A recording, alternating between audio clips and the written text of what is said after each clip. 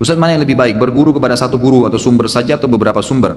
Karena terkadang ada hal atau pendapat yang berbeda yang disampaikan, dan terkadang kita agak bingung harus mengikuti pendapat yang mana. Contoh, mengenai hibah.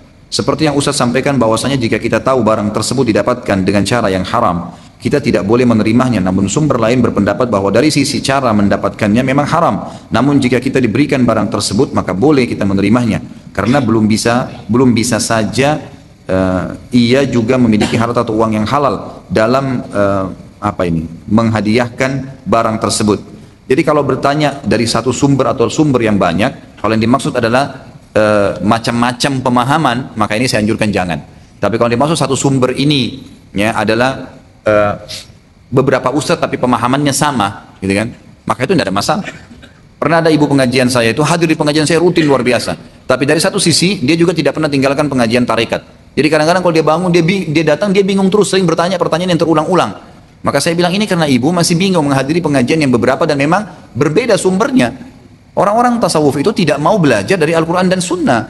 Mereka mau belajar dengan ilmu yang dianggap ketemu langsung, ambil langsung dari Allah Subhanahu Wa Taala. Jadi seakan-akan Nabi SAW itu tidak ada fungsinya. Ya, seakan-akan begitu karena mereka anggap di rumahnya ada mihrab dan ada selalu berita gaib datang. Bisa ketemu sama Jibril, bisa ketemu dengan ruhnya para nabi-nabi dan beragam macam hal yang dibuat atau diwaswas oleh syaitan. Akhirnya mereka menjauhi sunnah Nabi SAW, gitu kan? Padahal Nabi SAW sendiri menerima wahyu dan sudah sempurna agama ini. Nah, itu seperti itulah pemahamannya. Tapi kalau misalnya antum mengambil dari sumber yang satu, gitu kan? Maksudnya semua pemahamannya sama tadi beberapa ustadz, silahkan saja. Kalau saya sarankan teman-teman yang sudah hadir di pengajian kita ini sudah tahu nih pemahaman yang mengikuti sunnah Nabi SAW, dimanapun pengajian yang ada sunnah Nabi SAW, silahkan. Kalau ada berselisih pendapat, boleh ditanyakan. Saya luruskan dulu pemahaman di sini ya. Saya pernah memang membahasakan hibah itu pemberian tidak boleh diterima kalau kita tahu dari memang sumber dia dari uang haram, uang korupsi, uang curian, uang yang haram dari riba dikasih kepada kita. Kita nggak boleh terima kalau jelas-jelas dari sumber yang haram. Ini sudah pernah memang saya bahasakan. Tetapi kalau ada ustadz lain yang bilang, oh iya, kalau memang diberikan hibah, kita nggak usah, misalnya, ya itu haram kita tahu, ya terima saja. Mungkin dia punya sumber yang lain. Allahu alam, dalilnya dia seperti apa. Kalau pendapat saya tadi itu, karena saya ambil dari guru-guru saya, lebih berhati-hati. Karena masalahnya hadis Nabi SAW yang berbunyi dalam hadis Bukhari, bagaimana seseorang bisa diterima doanya, sementara pakaiannya, sementara bajunya berantakan, rambutnya acak-acakan, ya, tidak pakai alas kaki, miskin sekali. Allah terima doanya. Bagaimana Allah terima doanya dari seseorang yang rambutnya berantakan, bajunya berantakan dan tidak punya alas kaki, sementara makanannya, minumannya, pakaiannya haram? Apa kata ulama hadis? Ini orang miskin ya. Artinya apa? Makanan, minuman dan pakaiannya yang dikasih oleh orang lain dari sumber haram berpengaruh kepada doa dia tidak diterima. Ya, terutama kalau dia sudah tahu. Memang umumnya pendapat ulama, kalau dia tidak tahu, kita dikasih oleh teman, nih silakan saya beliin, saya traktir. Kita nggak tahu dari mana sumbernya. Setahu kita teman ini kerja di sebuah kantor yang tidak ada masalah. Oh, ya sudah, ambil aja, nggak usah bilang ini halal atau haram, nggak usah, nggak perlu. Tapi kalau jelas-jelas orang itu kerja di tempat haram, ya jangan. Ya, memang begitu. Nabi SAW mengharamkan ya pendapatan dari zina. Ada hadis sahih begitu. Nabi SAW mengharamkan pendapatan dari curian, dari ghasb, perampasan. Semua tidak dibolehkan. Banyak hadis berbicara masalah hal tersebut. Ustaz, saat akan sujud, manakah yang lebih dahulu diturunkan, tangan atau kedua dengkul? Ibnu Qayyim rahimahullah mengambil kesimpulan, mengatakan dua-duanya boleh diamalkan. Boleh diamalkan karena dua-duanya memiliki dalil yang kuat. Saya simpulkan begitu saja. Jadi disesuaikan dengan kondisi. Kalau antum merasa tangan lebih dulu, lebih nyaman, lebih mudah sujudnya, maka silahkan. Kalau antum merasa dengkul lebih dulu, maka tidak ada masalah. Tentu ini khilaf di antara ulama panjang lebar ya. Ya, ada yang mengatakan dengkul dulu, ada yang mengatakan telapak tangan dulu, dan memang tradisi ulama ya, karena memang sudah padat masya Allah ilmu mereka, maka mereka kadang-kadang dalam satu masalah itu detail sekali. Ya, bagi saya dan antum penuntut ilmu yang masih baru mulai, lebih baik kita mengambil yang sudah disimpulkan. Ibnu Qayyim rahimahullah mengatakan, setelah panjang lebar menjabarkan dalil-dalil yang ada, beliau mengatakan, kalau saran saya, seorang muslim dari dalil-dalil ini menyatukan keduanya, sekali ini, karena dua-duanya memiliki dalil, dan saya pun menyampaikan ke antum kesimpulannya. Membuat cerita fiktif tidak diperbolehkan, seperti cerita heroik Spiderman, Batman, Superman, dan lain-lain. Bagaimana jika kita membuat cerita fiktif yang digunakan sebagai dakwah? Seperti halnya saat ini banyak novel fiktif dengan gender islami dan mengandung nilai dakwah, dan banyak juga yang diangkat ke film layar lebar. Teman-teman sekalian, saya sudah bahasakan, dalam Islam tidak ada dongeng, tidak ada cerita bohong, ya, tidak ada rekayasa. Kisah nyata. Kita punya kisah nyata banyak, gitu kan? Kisah orang-orang soleh, kisah umat-umat sebelum kita yang disiksa, kisah para nabi, banyak. Ya, sahabat nabi saja yang akan kita bahas setiap bulannya dengan izin Allah di Tabligh Akbar, ada 100 dalam satu kitab. Itu masih baru yang diangkat yang kira-kira memang memiliki fadilah-fadilah khusus. Tapi kalau jumlah sahabat itu luar biasa, tidak terhitung. Ada sebagian ulama mengatakan sampai 70.000 jumlah mereka, gitu kan? Banyak sekali. Tidak habis-habis kisahnya itu kalau mau diangkat, kisah orang-orang soleh ini. Jadi kita punya kisah nyata, kita nggak punya dongeng memang. Nggak usah teman-teman sekalian sibukkan diri menyusun sebuah kisah fiktif walaupun Islami. Karena setahu saya tidak boleh kita menyampaikan sesuatu berita yang bohong. Fiktif itu sebenarnya bohong, gitu kan? Kalau bahasa langsungnya, ya kita kan membuat cerita yang bohong, nggak ada, gitu kan? Maka seseorang yang menukil sesuatu yang bohong untuk memberikan petunjuk kepada orang itu tidak boleh. Itu sebab kesesatan sebenarnya. Sebab kesesatan. Karena kebanyakan orang jadi sesat karena misal seseorang mau membuat orang lain taubat, lalu dia buat cerita kesannya ada orang yang kemarin tuh tabrakan karena nggak sholat kepalanya pecah, apalah segala untuk membuat orang tersebut takut supaya dia sholat. Nah, itu tidak boleh dalam Islam. Anda kalau kembali kepada para ulama yang faham sunnah, mereka pasti mengatakan tidak boleh mutlak. Datangkan kisah-kisah nyata kalau memang betul kebetulan ada orang yang sholat, ya tidak sholat kemudian memang betul terjadi azab Allah padanya, disampaikan, itu baru boleh. Jadi kisah-kisah nyata. Makanya kita lihat di dalam buku-buku para ulama kita dulu, itu mereka menulis kisah-kisah nyata. Ya, dan kalau kita mengangkat kisah nyata teman-teman sekalian itu akan memberikan pelajaran memang, karena kejadian nyata, fakta lapangan, gitu kan? Fakta lapangan. Mungkin Anda belum tahu, ada kisah yang dinukil oleh para ulama itu terjadi tahun 270 Hijriah. Kisah nyata. Seorang hafidh Quran bernama Abdah bin Abdurrahman. Riwayat lain mengatakan namanya Abdullah. Tabi'in, hafal Quran, mujahid. Setiap hari berperang, membunuh orang kafir.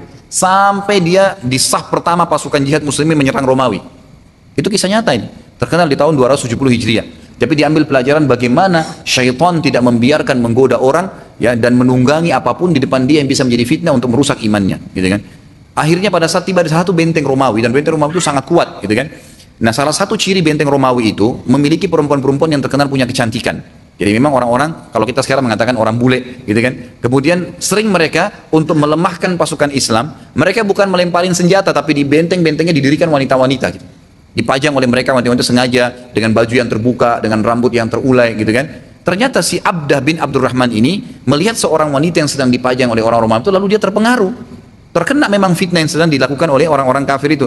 Lalu dia tiba-tiba mengirim surat, Allahu a'lam bagaimana cara pada saat itu kepada wanita tersebut. Kemudian dikatakan bagaimana supaya saya bisa atau kamu bisa menjadi istri saya, ataupun seperti itulah bahasanya. Kemudian perempuan itu membalas mengatakan masuklah Kristen. Apa yang terjadi ikhwas sekalian? Tabi'in ini murtad.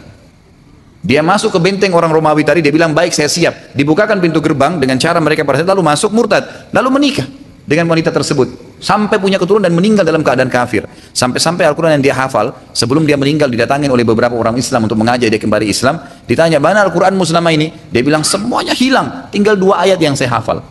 Ayat itu kurang lebih Allah Subhanahu Wa Taala mengingatkan, ya, nanti hari kiamat orang-orang kafir berharap kalau mereka meninggal dalam keadaan Islam, seakan-akan Allah sedang mengingatkan dia. Ya, jadi sebenarnya di sini kisah nyata memang begitu.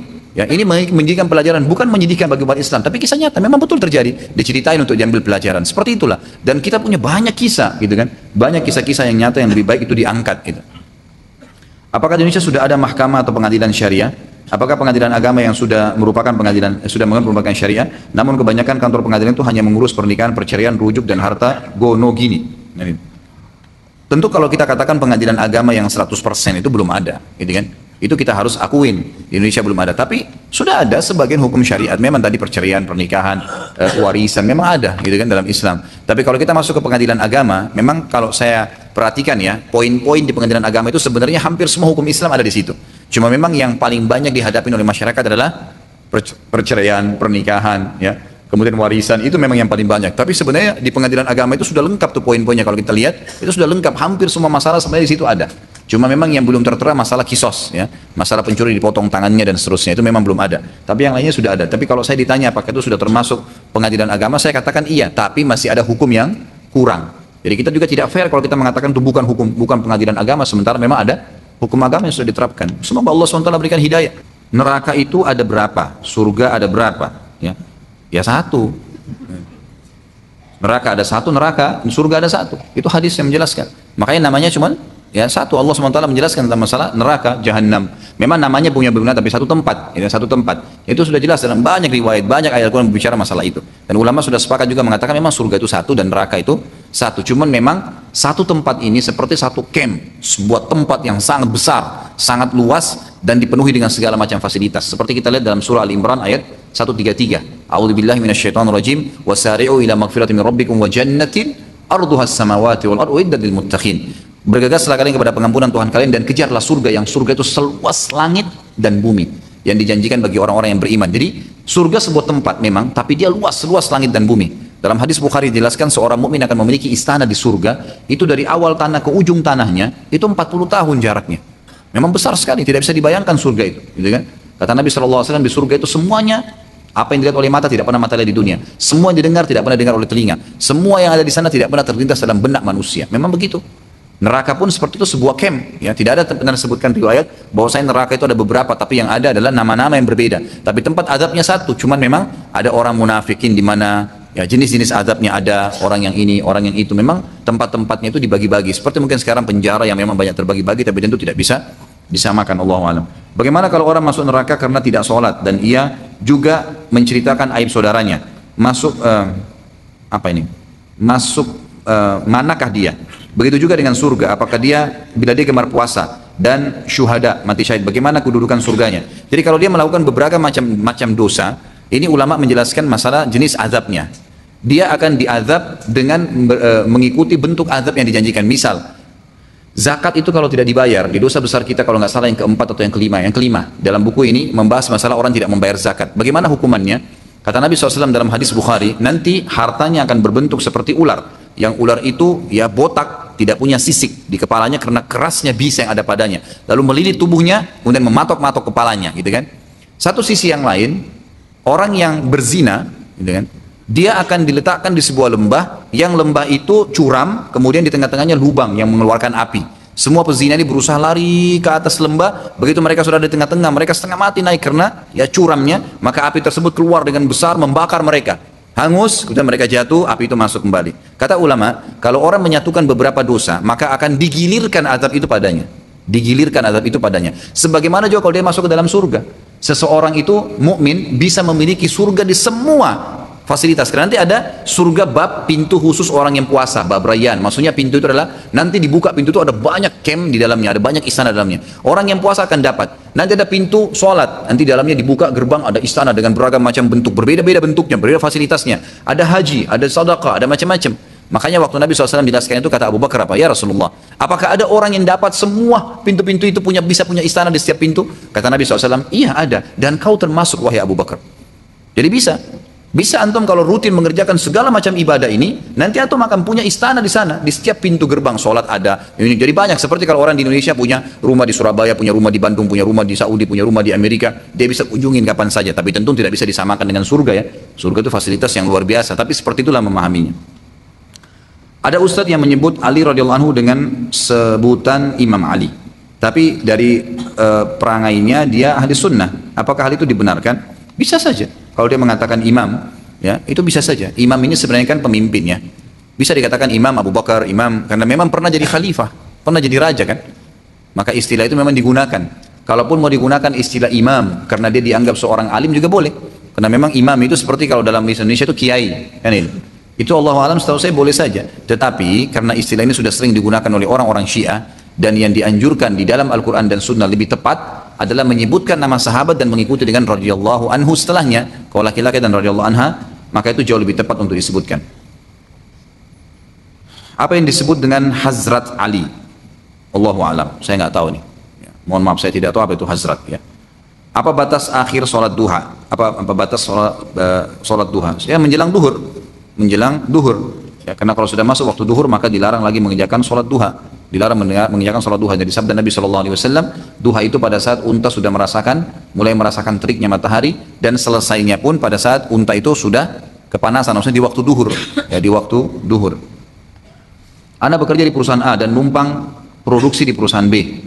Oleh kantor Anda disuruh jual limbah dengan harga tertentu atau ditentuin perusahaan Anda. Awalnya pembeli adalah perusahaan C yang merupakan grup perusahaan B. Akan tetapi perusahaan C memiliki prosedur yang agak menyulitkan orang keuangan di kantor Anda. Akhirnya Anda cari pembeli perorangan dengan harga yang sama dan memberi komisi kepada Anda dan karyawan perusahaan B. Yang Anda tanyakan, halalkah komisi yang Anda dapatkan tersebut? Kalau pimpinan perusahaan Anda kerja di perusahaan A, tahu masalah itu, jadi pada saat kita diamanakan sesuatu, maka jalankanlah amanah itu sesuai dengan porsinya. Jadi kalau pada saat kita lagi diamanakan beli kabel misalnya, kerja di perusahaan listrik, tugas, dapat gaji, pakai baju label kerja, gitu kan, terdaftar sebagai pegawai resmi, pergi ke sana ya beli, kita ke pabrik tersebut beli kabel.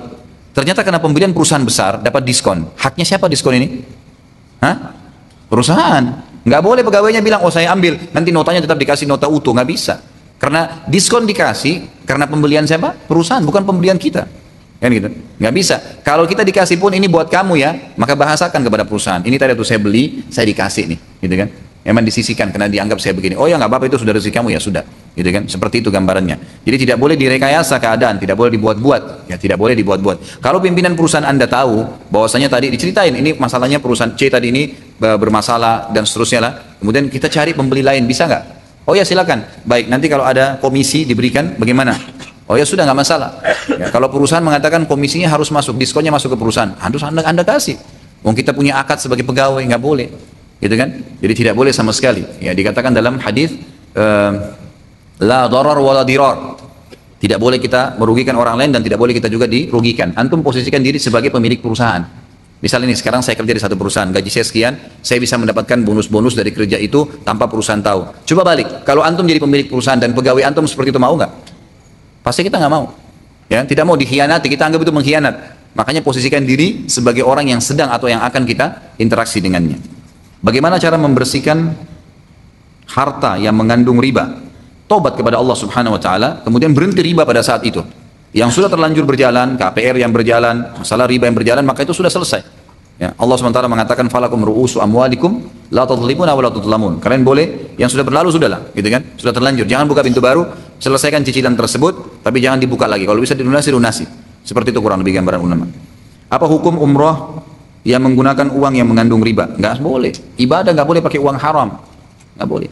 Uang korupsi, uang riba, uang curi, ya, mengambil uang warisan keluarga nggak boleh sama sekali. Haram. Nggak diterima oleh Allah SWT. Kata Nabi SAW, Inna Allah tayyibun la yaqbalu tayyiba. Allah suci dan bersih, tidak terima kecuali suci dan bersih. Apakah hukum isbal berlaku juga dalam memakai baju kemeja berlengan panjang? Ulama mengatakan iya, bila melampaui batas ya yang sudah ditentukan. Batas laki-laki itu adalah setengah ya sampai wajah depan daripada telapak tangannya. Melampaui jari-jarinya berarti dihitung isbal. Ya terhitung isbal, gitu kan? Karena dianggap kepalan jari ini adalah mata tangan. Sebagaimana kaki itu punya mata kaki, gitu kan? Jadi melewati mata kaki atau mata tangan dianggap isbal oleh para ulama. Ijtihadnya dari istilah seperti itu. Saya pernah membaca kitab ensiklopedia larangan. Di situ terdapat larangan menggulung lengan baju saat sholat. Tolong dijelaskan Ustaz. Memang dimakruhkan sebenarnya ya. Dimakruhkan menggulung baju. Nabi SAW membiarkan bajunya terulur, gitu kan, pada saat lagi sholat. Kecuali kalau sampai menutupin atau melampaui batas yang sudah ditentukan. Jadi memang itu hadis, ya, itu hadis. Larangan untuk menggulung pada saat sholat. Sebagian ulama mengatakan tidak boleh menggulung pada saat lagi sholat. Ada yang mengatakan secara mutlak global dari sebelum sholat tidak boleh menggulungnya. Tidak boleh menggulungnya. Memang begitu hukumnya. Bolehkah membuat gambar manusia tapi tidak sempurna? Misal tidak ada leher atau tidak ada hidung di gambar tersebut. Ulama mengatakan boleh saja. Ya, boleh saja kalau memang itu harus lazim dalam pendidikan misalnya, gitu kan? Maka boleh-boleh saja. Bagaimana jika terdapat saat sholat Jumat? Dulu waktu anak SMA, teman anak ada yang terlambat datang ke masjid dan dia datang saat rakaat kedua. Namun saat imam salam, ia ikut salam. Nggak boleh. Dari mana diambil ini? Nah, enak benar orang 2 rakaat dia 1 rakaat. Nggak boleh. Tetap dia tambah 1 rakaat dan masih dihitung Jumat. Dia dapat Jumat selama dia masih mendapatkan ruku rakaat kedua. Jadi kalau seseorang datang ke masjid Jumat, imamnya baru ruku sudah rakaat kedua. Sebelum sami Allah liman hamidah, dia takbir, dia ruku, dia dapat Jumat. Dia tinggal selesaikan tambah 2 rakaat saja, gitu kan? Maaf, 1 rakaat saja karena dia dapat dia ruku. Tapi kalau dia datang imam sudah i'tidal di rakaat kedua, pokoknya sudah selain ruku, i'tidal kah, sujud kah, tahiyat terakhir kah, maka dia niatnya sholat duhur, udah bukan lagi Jumat. Karena sudah gugur Jumat baginya, dia tidak dapat 1 rakaat pun. Itu yang disepakati oleh para ulama. Tapi kalau dia datang terlambat, ya sekalian aja kalau gitu datang salam, langsung salam. Enak sekali gitu kan? Ya.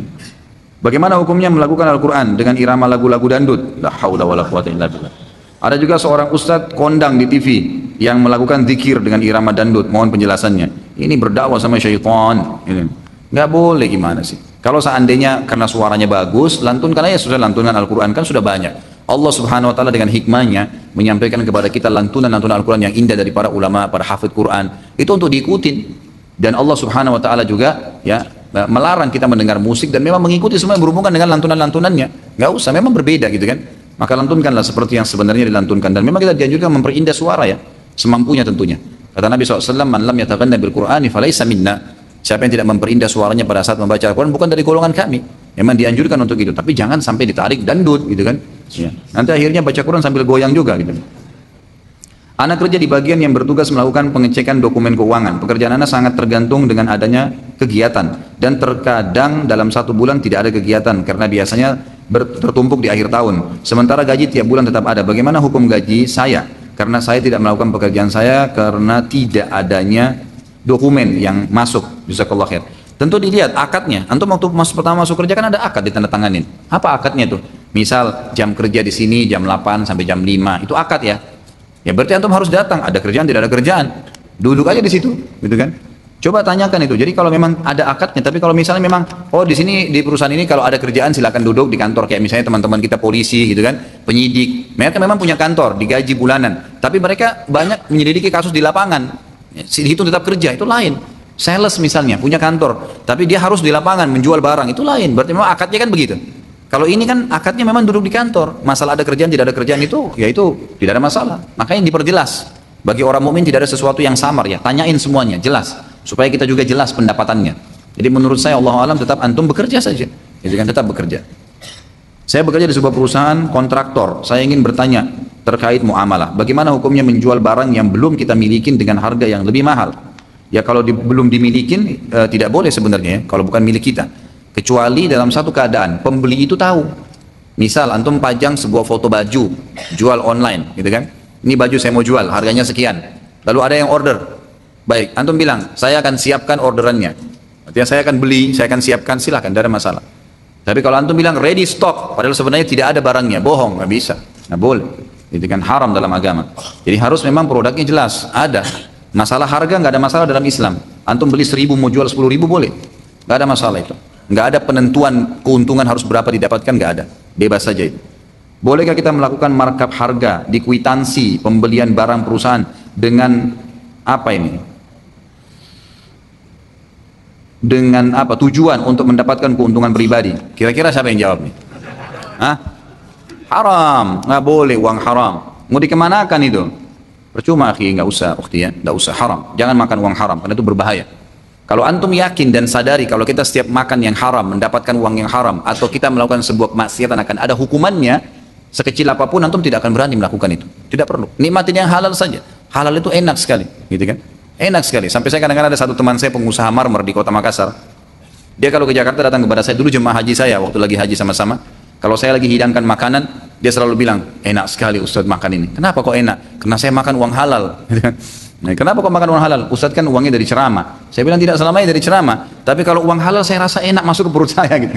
Dia sambil bercanda gitu kan. Jadi memang subhanallah uang halal itu punya kenikmatan memang. Punya kenikmatan sendiri ya. Beda dengan uang haram yang kadang-kadang subhanallah melahirkan beragam macam masalah. Sampai sebagian ulama salaf mengatakan saya tahu saya punya pendapatan haram. Atau saya punya maksiat kepada Allah kalau terjadi perubahan pada istri saya dan juga tunggangan saya. Kalau tiba-tiba kudanya marah, kudanya tidak mau ditunggangin, atau mungkin antum mau keluar ban motornya kempes, ban mobilnya kempes, ada masalah, istighfar ada masalah, mungkin ada dosa.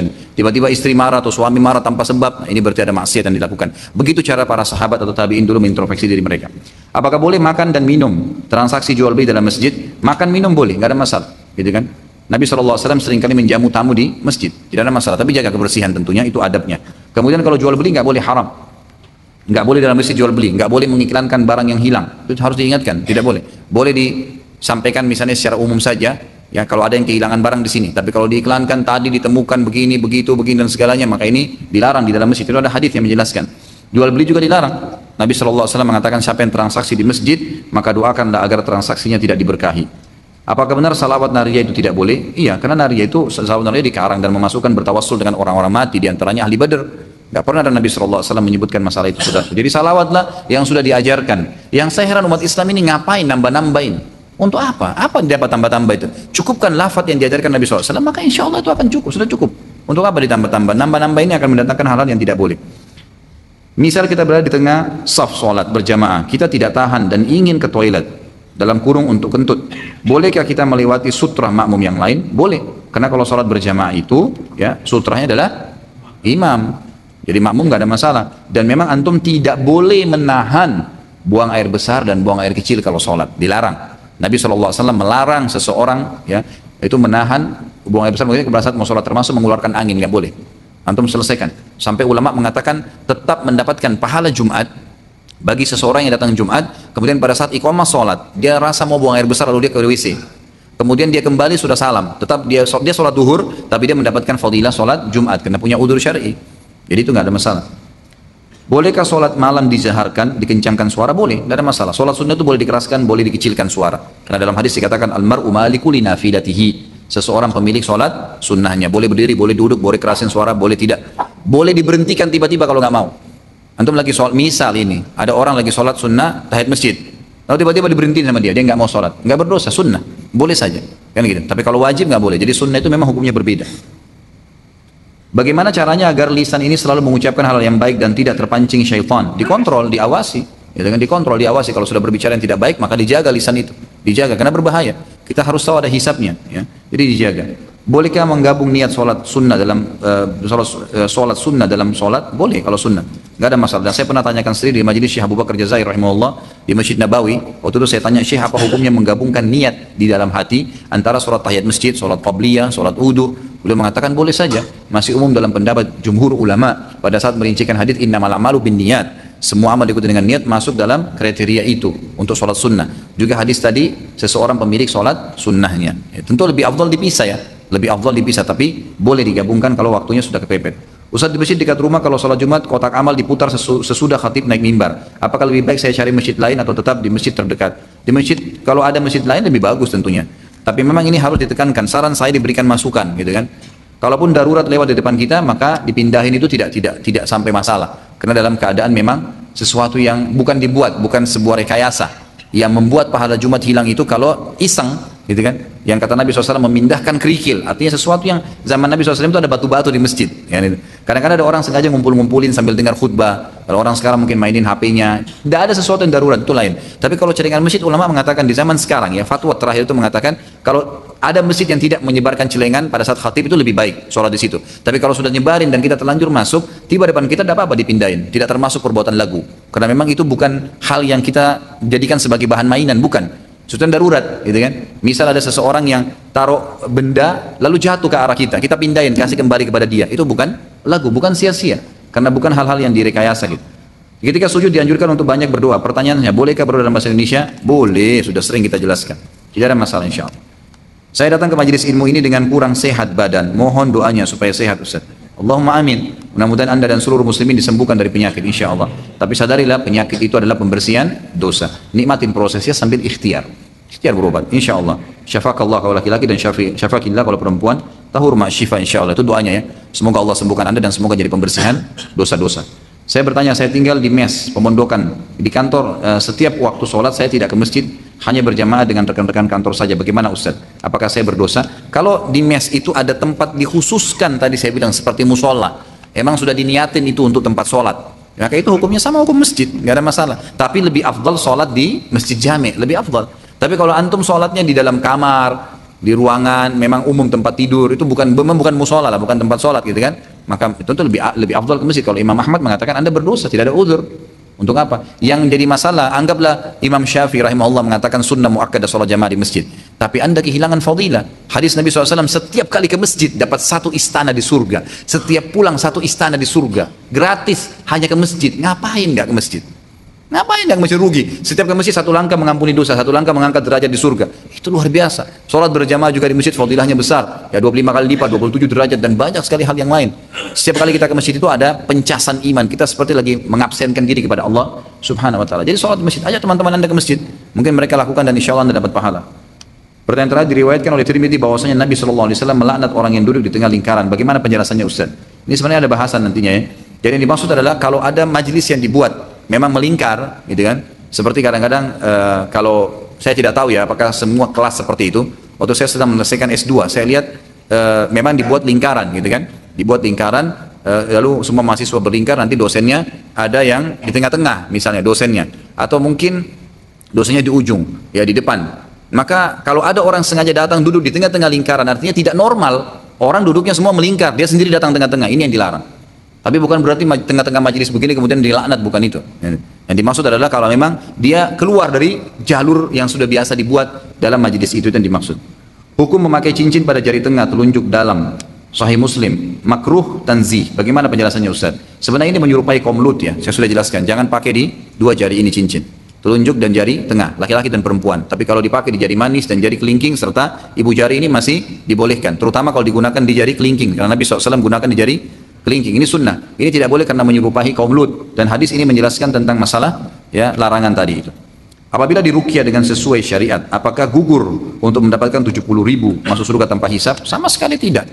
Karena yang dimaksud dengan hadis Nabi SAW 70.000 umatku masuk surga tanpa hisab, yaitu mereka yang tidak bertato, yang tidak bertatayur, menggantungkan nasib sama benda, yang tidak minta diruqyah dan hanya kepada Tuhan mereka bertawakal. Maksudnya tidak minta diruqyah, ini ruqyah secara etimologi, secara bahasa. Apa itu ruqyah secara bahasa? Semua bacaan yang ditiupkan itu namanya ruqyah. Termasuk mantranya dukun itu bahasa Arabnya ruqyah.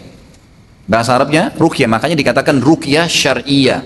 Ada syari'iyahnya, bacaan yang ditiupkan sesuai dengan syariat. Hadis Nabi SAW yang berbunyi ar-ruqa wat tamaima wat tiwala syirkun. Ar-ruqa itu jamak daripada ruqyah, mantra-mantra yang dibaca ditiupkan, gitu kan, yang tidak syar'i, gitu kan. Kemudian kalung-kalung yang digantungkan serta kertas-kertas yang ditiup atau bacaan yang ditiupkan di dalam makanan untuk membuat suami istri saling menyukai. Ini semua adalah perbuatan syirik. Jadi ini secara etimologi yang dilarang kalau bacaan ruqyah yang tidak syar'i. Kalau ruqyah syar'i dianjurkan. Hadis Bukhari menjelaskan Nabi SAW diruqyah oleh Jibril. Keluarnya doa ruqyah, Bismillahi arqika min kulli syarrin yu'dhika wallahu yashfik. Ini yang punya jin jangan kesurupan dulu ya.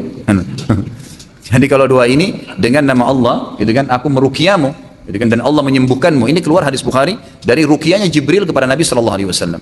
Berarti ruqyah syariah boleh menggunakan ayat-ayat dan doa-doa yang diajarkan Nabi SAW dan masuk tetap dalam 70.000 ya umat Muhammad SAW yang masuk surga tanpa hisab. Allahu alam. Gimana hukumnya jika kita menyebarkan dan memforward broadcast dari media sosial, kita forward ke teman-teman kita yang lainnya untuk broadcast tentang hadis-hadis atau berita dan perkara-perkara agama, kemudian penulis dan periwayat hadisnya kita ganti-ganti. Misalnya hadis yang diriwayatkan oleh imam hadis seperti Al-Baihaqi, Hakim, At-Tabarani, Ibnu Majah, Abu Dawud, Nasai, Tirmidzi, kemudian kita ganti dengan hadis riwayat Bukhari dan Muslim dengan bunyi isi hadis yang sama tapi periwayatnya saja yang diganti agar hadisnya menjadi sahih dan kuat. Apakah itu termasuk dengan pemalsuan hadis namun dengan tujuan dan niat untuk berdakwah?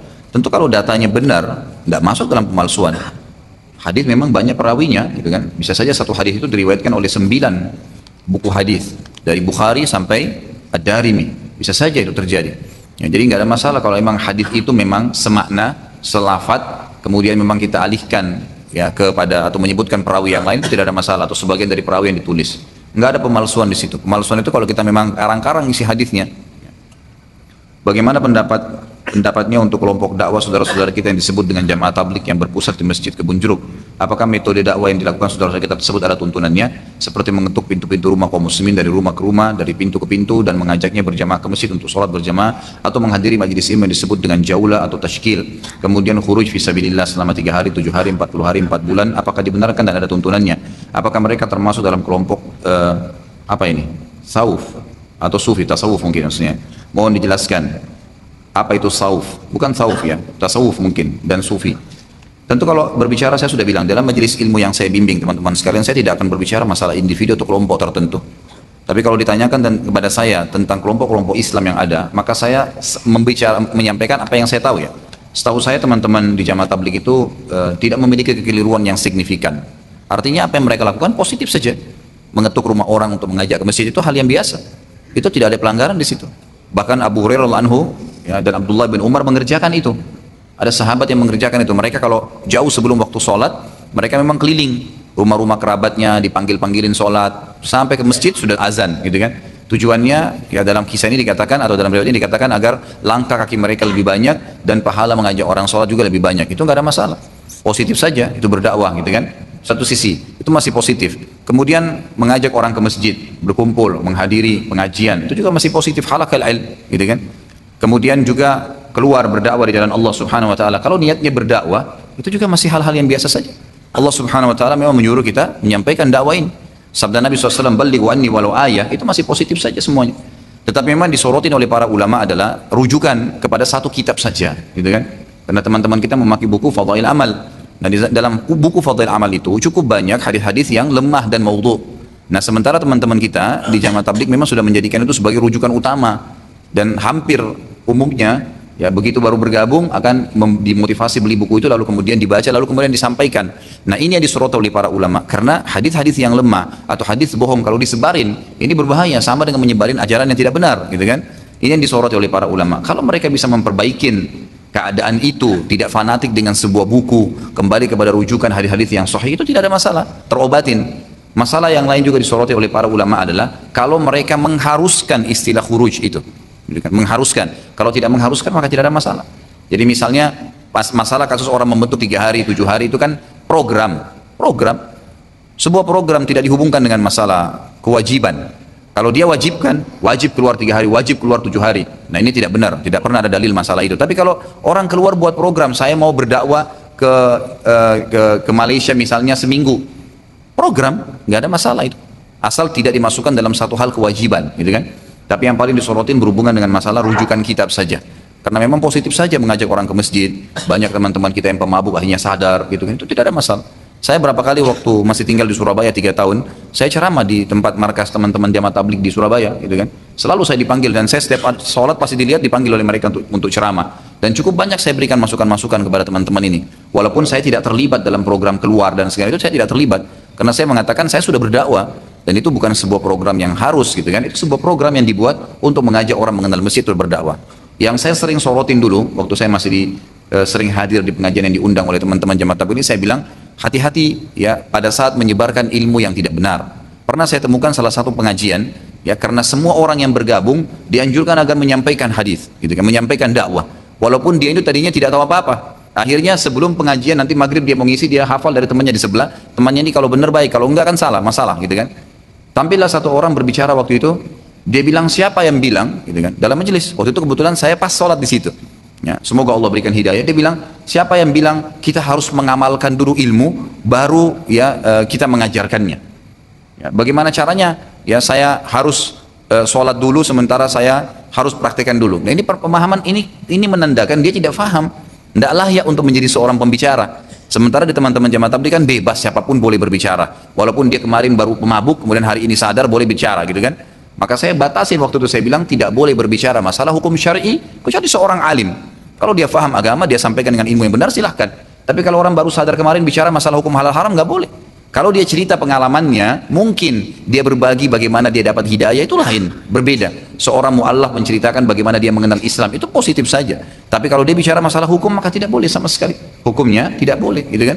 Maka ini hal-hal yang disorotin. Ada juga orang yang berbicara tidak punya ilmu, ayat Al-Quran pun salah. Tapi karena memang sudah satu program rutin di masjid itu, maka dia pun berbicara, gitu kan? Dia pun berbicara, itu tidak boleh. Walaupun membaca buku ya. Jadi teman-teman sekalian, membaca buku pun disampaikan setelah sholat, itu nggak boleh orang yang punya ilmu. Walaupun antum cuma membaca, karena membaca itu butuh ilmu, gitu kan? Tidak mungkin kita cuma baca letter-let, pasti ada makna-makna di situ, ada tujuan-tujuan. Al-Quran itu punya sababun nuzul, dia paling tidak harus tahu sababun nuzul ayat yang akan dia bahas. Hadis itu punya sababul wurud, sebab disebutkannya memang tidak semua hadis, tapi ada, dia harus tahu sejarahnya hadis itu disebutkan apa, gitu kan? Jadi kalau saya Allah alam secara global, saya tidak pernah mengatakan teman-teman ini menyimpang atau salah, tidak pernah. Beda dengan kasus kalau kelompok Ahmadiyah yang mengaku ada Nabi setelah Nabi Muhammad SAW, itu lain. Syiah yang memang mengkafirkan sahabat, itu sudah mutlak, memang harus dijauhi. Tapi kalau teman-teman seperti ini adalah aset umat yang semestinya bisa diarahkan, ya, diarahkan, jangan dimusuhin, jangan disalahkan. Seperti itulah gambarannya. Semoga Allah menunjukkan kita kepada jalan yang terbaik, ya. Apakah ada dalil sahih tentang fadilah membaca surah Ar-Rahman, Al-Waqi'ah, Yasin dan Al-Mulk? Kalau Ar-Rahman dan Al-Waqi'ah ini semua dan Yasin hadisnya lemah. Hadisnya lemah. Seperti yang mengatakan bahwasanya Al-Waqi'ah yang baca rezekinya akan terbuka, Yasin adalah jantung Al-Quran. Ini semua hadis-hadis yang lemah. Dan ini Anda bisa kembali kepada Sahih Bukhari, Sahih Muslim, buku-buku hadis ya, yang menjelaskan tentang fadilah surah-surah, maka tidak disebutkan dalam hadis-hadis sahih tentang hadis-hadis yang dinukilin. Dan sebaliknya ulama menukil tentang penyimpangan yang ada di sanad daripada hadis-hadis ini. Kalau surah Al-Mulk hadisnya sahih. Kata Nabi SAW 30 ayat, ya hadis sahih ini riwayat Imam Tirmidzi, ya 30 ayat dalam Al-Quran, siapa yang membacanya, setiap hari dia membaca, maka dia akan selamat dari fitnah kubur. Itulah surah Al-Mulk, itulah surah Al-Mulk. Nabi SAW pernah ditanya, ya pada saat kelihatan ada beberapa lembar rambut putih beliau, maka Abu Bakar bertanya, ya Rasulullah, kenapa kok bisa ada rambut putih Anda? Memang itu umurnya sudah 63 tahun, Nabi SAW sudah mau meninggal, gitu kan? Kata Nabi SAW, saya telah dibuat menjadi ubanan seperti ini oleh surah Al-Mulk. Salah satunya adalah surah Al-Mulk. Memang itu ada penyebutan. Allah alam, itu yang saya ketahui ya. Apakah ada dalil sahih tentang larangan memotong kuku dan rambut selama mens? Ya ini tidak ada sama sekali, nggak benar itu. Sama juga tidak boleh potong kuku kalau malam hari. Zaman dulu tuh nenek-nenek kita nggak ada lampu, gitu kan? Takut salah potong. Ini nggak masalah, karena potong kuku sunnah Nabi SAW. Jadi nggak apa-apa. Mens itu tetap boleh, perempuan lagi menstruasi itu tetap boleh ya, memotong kukunya, memotong rambutnya kalau darurat gitu kan. Bahkan mengulangi ayat-ayat Al-Quran, mengerjakan semua ibadah yang tidak dilarang. Yang dilarang kan tidak boleh apa? Sholat, tidak boleh puasa gitu kan. Ini larangan-larangan, tidak boleh menyentuh Quran secara fisik. Tapi yang lain, wudhu sebelum tidur misalnya, dianjurin. Zikir pagi sore, mengulangin hafalan, silaturahim keluarga, menghadiri majelis ilmu, mendengarkan ceramah, kan banyak yang bisa dikerjakan. Jangan malah ditinggalkan. Bagaimana hukum sholat Jumat di auditorium atau parkiran atau lapangan? Apakah sah Ustaz? Sah, tidak ada masalah. Tidak ada masalah. Jadi begini, fahami ikhwah ya. Hadis Nabi SAW yang berbunyi hadis sahih riwayat Imam Ahmad, innama ju'ila li ardan masjidan wa tahura. Sesungguhnya Allah telah menjadikan bagiku bumi ini semuanya suci dan masjid, bisa dipakai sholat. Antum punya rumah 1000 meter misalnya luasnya. Lalu antum bilang, di depan rumah itu, di halaman depan 10 kali 10 meter, 100 meter saya sudah niatin untuk masjid. Cuma ditaruh sekat biasa saja, belum dibuat bangunan permanen misalnya. Itu sudah hukumnya hukum masjid. Hukumnya hukum masjid. Sebuah kantor, dia buat sebuah musola, tempat untuk sholat, cukup untuk orang berjamaah. Maka hukumnya sudah hukum sama. Hukumnya sudah hukum masjid itu. Gitu kan? Sama, antum sholat itu, sholat di masjidnya sama. Cuma memang makin banyak saf, makin banyak jemaah, maka makin afdal. Gitu kan? Itu jelaskan memang di dalam hadis, gitu kan?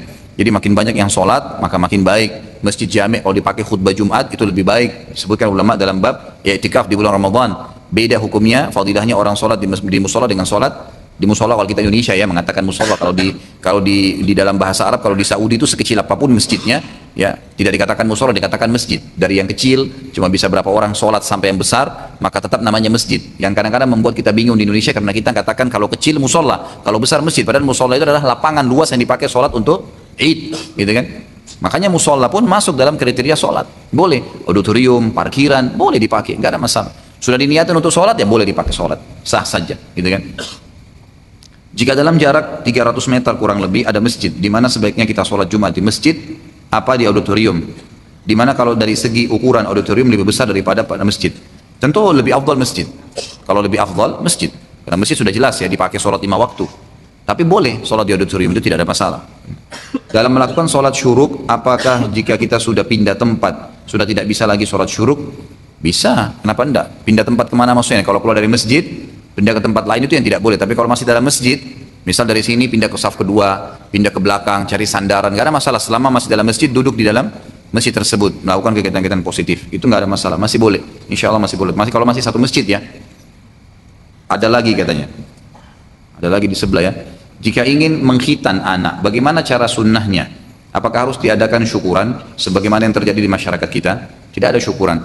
Khitan itu bagian daripada pembuatan seperti tahnik, kurma yang dihalusin, ditempelin di langit-langit bayi, itu sunnah hukumnya.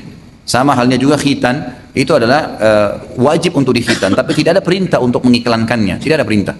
Para sahabat kalau khitan anaknya, khitan selesai, nggak perlu buat acara. Kalau kita kan banyak bumbu-bumbunya. Memang mohon maaf saya bahasakan, kita di Indonesia ini ahli bumbu memang. Gitu. Banyak sekali bumbunya gitu kan, embel-embelnya banyak. Nanti kalau hari 4 bulan istrinya hamil buat acara apa, 7 bulan buat acara apa, nanti habis melahirkan bagaimana, ari-arinya baik, kalau lahir harus ditaruh di kendi, harus ditaruh dalam kelapa, tidak boleh dibuang di laut, nanti kalau dimakan ikan hiu jadi jahat dia, wah macam-macam, khurafat semua, gitu kan. Aneh-aneh.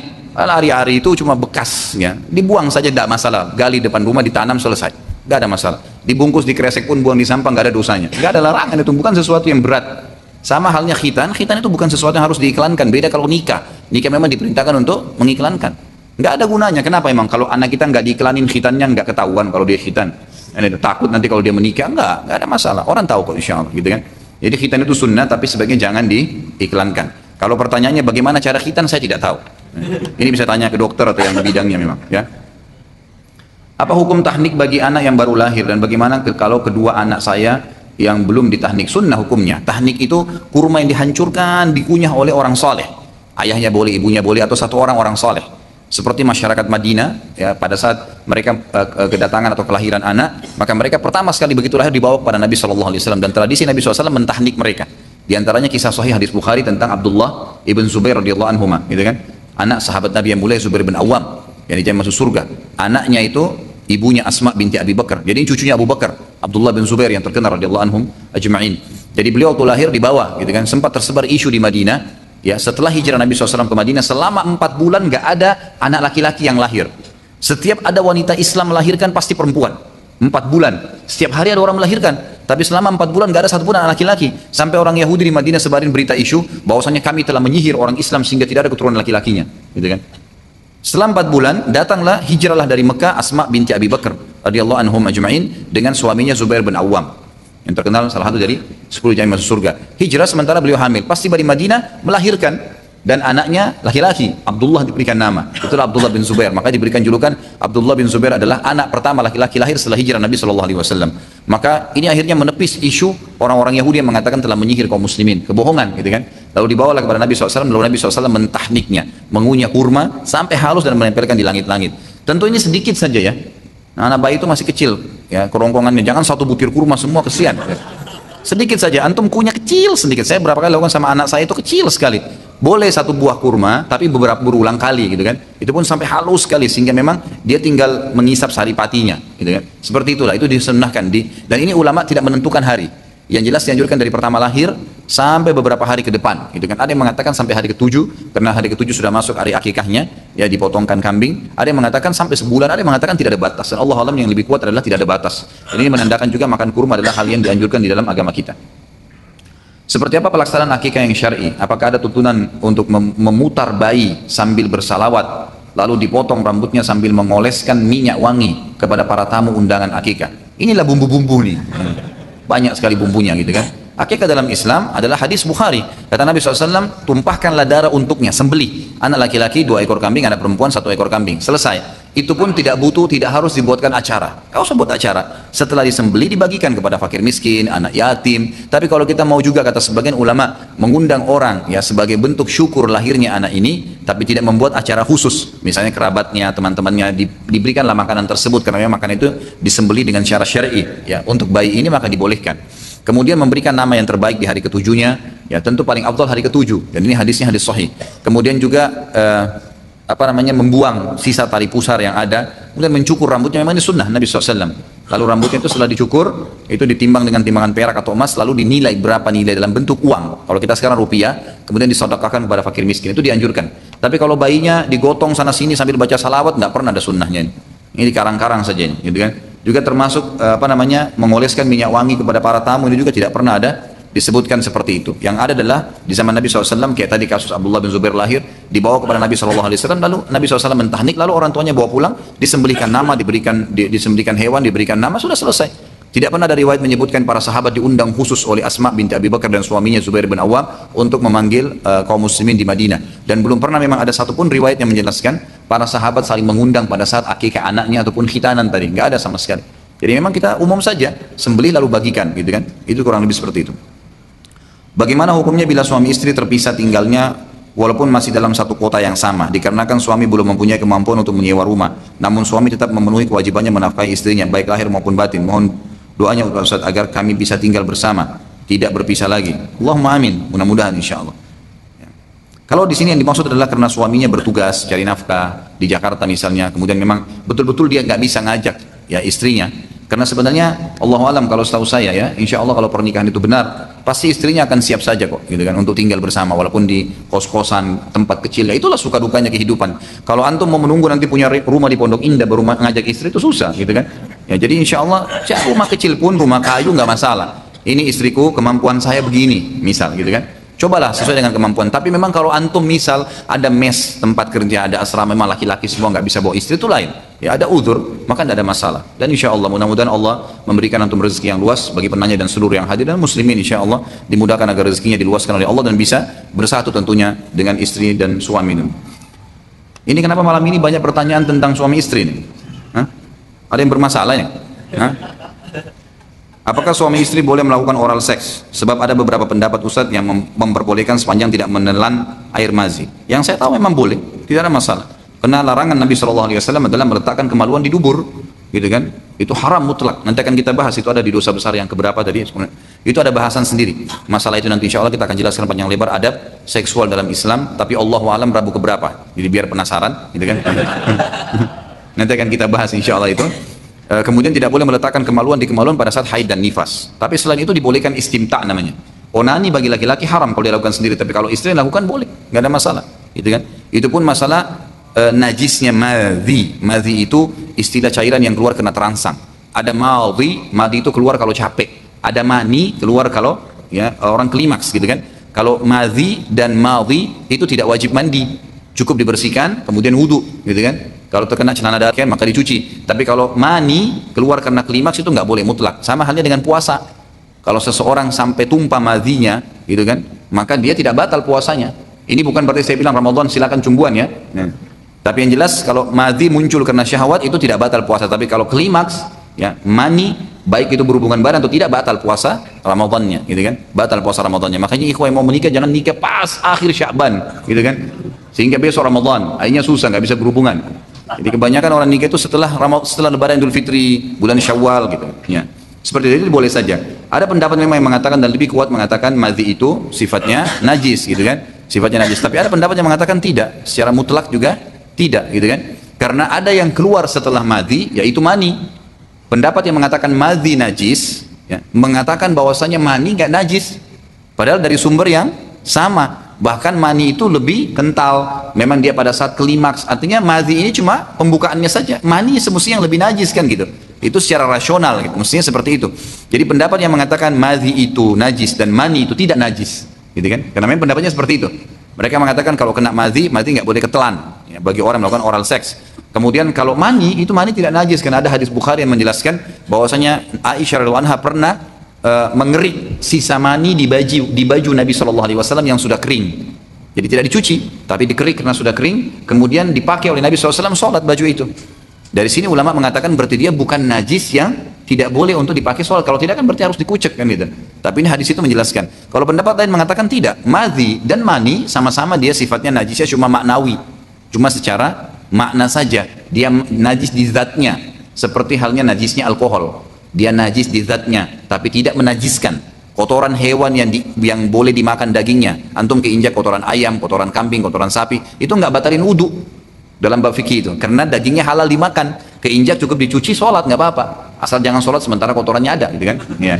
Jadi dibersihin dulu, baru kemudian sholat. Tapi kalau hewan yang tidak boleh dimakan dagingnya, bertaring, kotoran manusia, kotoran harimau, kucing, itu nggak boleh, najis, berarti kan najisnya sudah berat, mughalladhah namanya, kurang lebih seperti itu. Apakah program kehamilan dengan menggunakan proses bayi tabung diperbolehkan dalam agama Islam? Kalau memang itu spermanya si laki-laki, suaminya, dan memang ini dipertemukan dengan sel telur istrinya, halal, tidak ada masalah. Karena memang dia tidak bisa dengan proses di dalam rahim, maka dengan teknologi di luar rahim. Allah alam, itu yang saya tahu pendapat ulama mengatakan boleh. Yang tidak boleh kalau meminjam sperma atau sel telur dari orang lain, walaupun di luar, ya, walaupun di luar itu kan di luar, dipertemukan di luar, gitu kan, di tempat suhu tertentu yang panas sehingga bisa jadi bayi. Ini tidak boleh kecuali memang sperma dari suami yang sah dan dari sel telur istri yang sah, itu baru dibolehkan. Selain itu tidak boleh.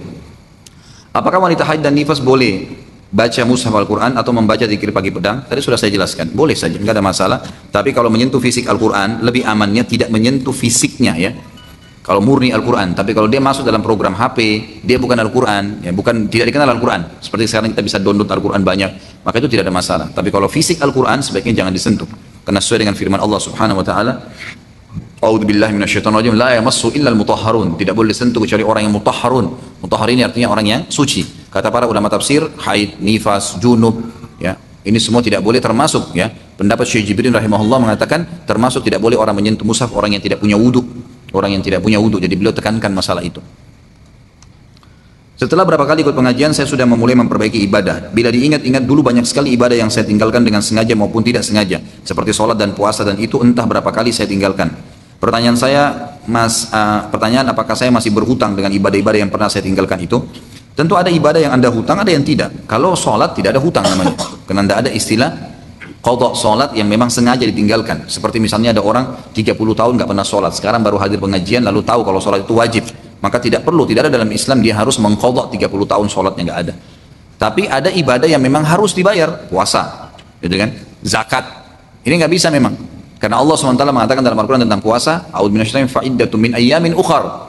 Bagi orang yang tidak bisa puasa, sengaja atau tidak sengaja, dia harus ganti dengan hari yang lain. Dan ini kalau antum tanya, saya sudah tidak ingat Ustaz berapa hari, prediksi hari maksimal. Misal 10 tahun kita tidak pernah puasa Ramadan. Mungkin, naudzubillah, selama Ramadan itu ada 1-2 hari yang saya puasa, anggaplah 28 hari atau anggap 30 hari kali 10 tahun. Lalu antum coba pelan-pelan membayarnya. Karena itu memang tidak bisa, tidak dibayar kalau puasa. Karena Allah suruh ganti di hari yang lain. Zakat juga begitu. Zakat itu selama antum mampu, ya, misalnya Masya Allah ekonominya bagus, tapi dulu-dulu tidak tahu kalau zakat harus dikeluarkan. Atau tahu tapi lalai. Sudah 10 tahun tidak bayar zakat. Akumulasi kira-kira, prediksi. Ya, kalau kita ragu antara 1 juta atau 2 juta, ya cari yang 2 jutanya, ambil yang maksimal. 100 ribu atau 200 ribu zakatnya, ambil yang 200 ribu. Lalu keluarkan di jalan Allah Subhanahu Wa Taala. Ustaz, sahihkah hadis salamatul insan fi hifdzil lisan? Allahu alam, saya nggak tahu ini. Ya, tapi kalau dari lafadznya sepertinya ini kata-kata hikmah. Ya. Dari lafadznya seakan-akan kata-kata hikmah. Saya tidak tahu ini hadis atau bukan. Waalaikumsalam warahmatullahi wabarakatuh. Dalam sholat berjamaah, imam selalu mengingatkan untuk meluruskan dan merapatkan saf. Namun bagaimana kita menyikapi jika saf di depan dan di sebelah kita tidak mengindahkan perkataan imam? Sepertinya mereka enggan untuk saling bersentuhan dengan jamaah lain. Apakah sah sholat kita? Sah. Sah saja, nggak ada masalah. Dan orang yang juga tidak mau merapikan saf, itu tetap sah sholatnya dalam pendapat jumhur ulama. Ya, tetap sah, tapi dia berdosa karena tidak mau merapatkan saf. Dia berdosa karena sabda Nabi SAW ya kepada para sahabat, luruskanlah dan rapatkan saf kalian, karena meluruskan dan merapatkan saf bagian daripada sholat, bagian daripada sholat. Jadi ada penekanan di sini, ada penekanan. Jadi harus memang kita melakukannya. Jadi kalau orang pun antum sudah coba rapatin kaki, dia nggak mau, dia lari, biarin aja, jangan dikejar, gitu kan? Ya. Ada orang dikejar terus kakinya orang, gitu kan? Gak usah, itu salah dia sendiri. Antum pokoknya patokannya begini dalam saf, cukup pundak kita saja. Pundak jadikan patokan, kaki dibuka selebar pundak, jangan lebih, jangan kurang, gitu kan? Ada orang subhanallah badannya besar, kakinya dikasih kecil. Ada juga orang badannya kecil, kakinya dilebarin, gitu kan? Jadi nggak usah, ukurannya pundak kita. Dan pada saat membuka kaki di saf itu, ikhwas kalian, jangan seperti kipas, tapi dibuka tumitnya. Gitu kan? Jadi kita berdiri tegak seperti pundak kita, kakinya diletakkan dan seperti ini. Jadi tumitnya dibuka. Ini sesuai dengan hadis Bukhari, di mana para sahabat berkata, kami di zaman Nabi SAW kalau diiqamahkan sholat, maka kami membuka tumit-tumit kami, sehingga membuat ya tumit kami bertemu dengan tumit teman kami di sebelah, dan membuat ya betis kami bertemu dan pundak kami bertemu, sehingga tidak ada celah bagi syaitan. Itu tentu waswas syaitan ya bagi orang yang tidak mau merapatkan saf, karena memang itu ya manfaatnya untuk mengusir syaitan. Kata Nabi SAW, rapatkan saf kalian karena saya diperlihatkan atau saya bisa melihat syaitan masuk di antara saf-saf musalli. Memang masuk menggoda orang sholat, gitu kan? Jadi salah satu kiat khusyuk itu mestinya merapatkan saf itu sendiri. Saat imam membaca surah Al-Fatihah, bolehkah kamu mengikuti bacaan imam dengan suara pelan, ataukah harus membaca saat imam membaca surah? Tidak perlu membaca Al-Fatihah kalau imam lagi membaca surah, kalau sholatnya jahriyah, subuh, maghrib, isya. Kecuali imamnya memberikan jedah. Begitu dia mengatakan waladhdallin, kemudian dia diam, ukuran surah Al-Fatihah. Antum baca waktu itu. Bismillahirrahmanirrahim, dibaca semampunya, gitu kan? Kalau selesai 7 ayat, alhamdulillah. Kalau tidak selesai pun, begitu imam sudah mulai baca surah, antum berhenti membacanya. Karena ini dijelaskan dalam hadis Bukhari. Waktu Nabi SAW lagi sholat maghrib, kemudian begitu Nabi mengatakan waladhdallin, amin semuanya, terus para sahabat berlomba-lomba baca Al-Fatihah di belakang Nabi SAW, sementara Nabi baca surah. Begitu selesai salam, beliau mengatakan, mali unazi', kenapa tadi saya terganggu dengan bacaan kalian? Kata Abdullah bin Mas'ud radhiyallahu anhu, semenjak itu kami tidak pernah lagi baca di belakang Nabi SAW Al-Fatihah pada saat beliau sudah membaca surah. Ya kan gitu. Tapi kalau sholatnya sir, ngecilin suara, duhur dan asar, bukan hilangin suara ya, ngecilin, tidak ada istilah baca dalam hati. Jadi duhur pun antum keluarin suara sebatas antum dengar. Kalau antum hilangin, maka pasti tidak khusyuk. Itu sudah pasti waswas syaitan. Tidak boleh juga tutup mata, melihat tempat sujud, tutup mata waswas syaitan. Kalau ada yang bilang saya tutup mata lebih khusyuk, itu bohong, nggak mungkin. Awalnya, tapi lihat setelah beberapa detik saja setelah itu, antum tidak akan khusyuk menghayal kemana-mana. Itu senjata syaitan. Nabi SAW menyuruh kita membuka mata dan lihat ke tempat sujud. Apa sabda beliau? Allah terus melihat wajah seorang hamba yang matanya masih terarah ke tempat sujudnya. Memang disuruh buka, dan itu salah satu kiat juga supaya khusyuk, ya, supaya khusyuk. Jadi kalau sholat sir, ngecilin suara, maka kita wajib baca Al-Fatihah, wajib hukumnya. Jadi kan sholat duhur, sholat asar. Tapi kalau sholat jahar, ngerasin suara, lihat kondisinya. Kalau imamnya memberikan jeda silakan, kalau enggak maka jangan. Gitu kan?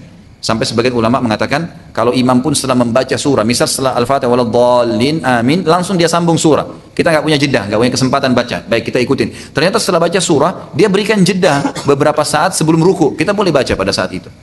Ya, kita boleh baca pada saat itu. Ini pendapat ulama. Kemudian dikatakan di masjid di daerah saya tinggal ada seorang makmum ketika imam membaca surah, di setiap ayat dia selalu menyebut asma Allah. Apakah disunnahkan seperti itu? Tergantung keadaannya. Kenapa dia sebutkan? Karena memang disunnahkan di dalam hadis Nabi SAW, kalau ada terlintas ayat tentang surga, tentang neraka, tentang rahmat, tentang azab, siksaan, kita boleh meminta kepada Allah. Boleh berdoa pada saat itu, minta surga, minta jauhkan dari neraka, minta rahmat, minta jauh dari azab, gitu kan? Kisah kaum-kaum sebelum kita dulu disiksa, itu memang Nabi SAW selalu kerjakan itu. Maka kalau dia menyebut nama Allah misalnya pada saat terlintas tentang neraka, lalu dia menyebut nama Allah Subhanahu Wa Taala, misal dia mengatakan ya Allah, misal, kemudian dia mengatakan ajirni minan nar, misal, jauhkan saya dari api neraka. Itu masih masuk dalam kategori dibolehkan karena dia meminta agar jauhkan dari api neraka karena pas momen ayatnya ada. Tapi kalau setiap ayat dia selalu sebutin, ini nggak ada. Ini bahkan bisa saja was-was syaitan, karena kita harus tahu ikhwan dan akhwat sekalian ya, syaitan itu menggoda manusia tidak selamanya kepada kemaksiatan yang perbuatan buruk, kadang-kadang kepada perbuatan baik tapi tidak dicontohkan, gitu. Jadi syaitan bisa begitu. Dalam sebuah hadis dikatakan syaitan masuk ke dalam diri manusia dari 99 pintu yang dianggap baik oleh dia, gitu kan? Kalau syaitan mau kita berzina, dia nggak bilang berzina lah, enggak. Kenal aja. Apalah namanya sekarang banyak bohong ta'aruf islami. Padahal sama saja janjian dua-duaan, gitu kan? Sama saja berarti pacaran islami, gitu kan? Diganti dengan ta'aruf. Kemudian tidak kok cuma sentuh, tidak kok cuma cium, tidak kok gini. Nah, syaitan sama, godaannya sama standar. Kok juga akan nikah sama dia? Zina lah, gitu kan? Jadi selalu pintunya dibuka, pintu-pintu yang dianggap baik oleh seseorang. Kadang-kadang begitu.